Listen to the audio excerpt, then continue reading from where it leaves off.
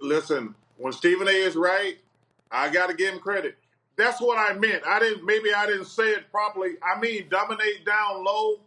That's what Anthony Davis has to do. They got nobody can handle him down low. And so like I say, Anthony Davis is gonna. If the Lakers are gonna win the championship, he's got to dominate on the box. He's got to, because they don't have any big guys really on the Clippers. Montez Harrell is a hard-working little guy.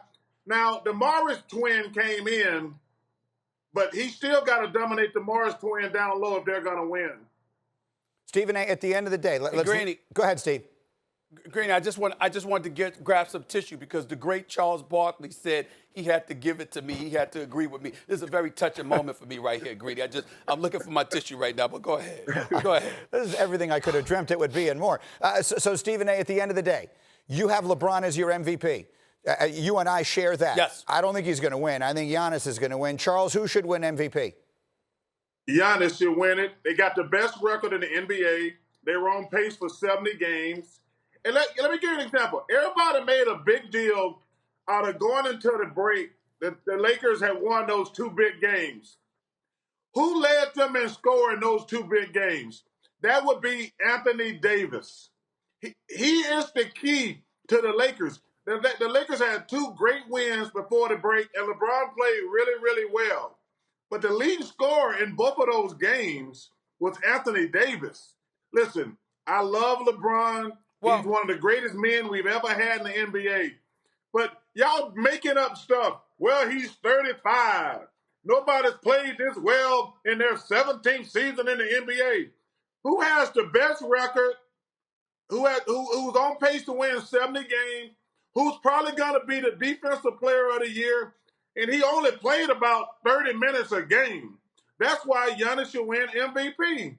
Final word, Stephen A. Well, first of all, you got to take into account the Eastern Conference, even though it's stronger than it's customarily have been in recent memory. The fact of the matter is that the Toronto Raptors no longer have a Kawhi Leonard. You look at the Boston Celtics, they've made some adjustments. Jason Tatum has elevated his game, but Kemba Walker has been injured, and they've made some changes there, even though they've improved defensively. Joel Embiid continues to have been hurt. If not him, it's Ben Simmons. Obviously, they've changed their lineup a little bit with Shake Milton in the start lineup as your point guard right now. The Miami Heat came on strong when nobody expected them to. They beat Milwaukee in the two meetings they went up against them, primarily because of their perimeter shooting. When you look at the Eastern Conference, it definitely is not the West. So let's take that into consideration, whereas Milwaukee remained intact. The rest of the Eastern Conference, not so much, because remember, Philadelphia lost Jimmy Butler and J.J. Redick. So we can't ignore that, not to mention the fact that LeBron James was coming on with his momentum as the season waned, and he was right close there to begin with. And last but not least, Greeny, I'm talking to a man by the name of Charles Barkley that was in the NBA. And if you talk to Charles Barkley about the players that he loved so much,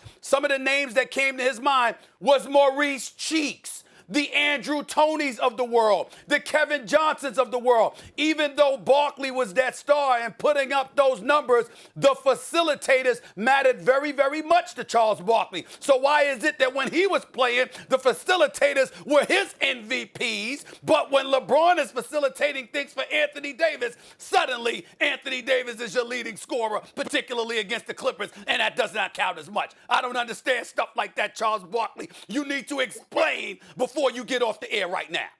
Wait, so I've heard that argument. So the Eastern Conference is better than it's been the last few years, correct? Yes.